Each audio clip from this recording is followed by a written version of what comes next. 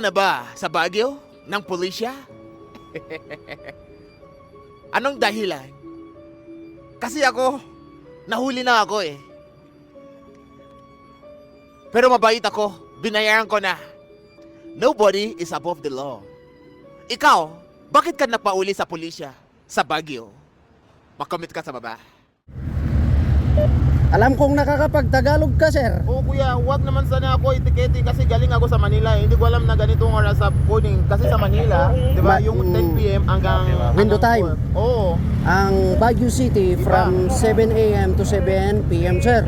Baka pwede naman kayo ibigyan niyo ako ng anong tawag dyan? Warning. Pag huli ako pangalawang beses, yan, go. Pasensya na, sir, no? Wala tayong warning sa Baguio, ha? License natin, sir. Alam ko namang sumusunod ka, kaya titikitan kita. Okay? License natin, sir. License natin, sir. Bait mo ah. Kuya, paano yung tiketan? Saan ako babayad yan? Meron tayong office dyan sa baba ng SM, Baguio City.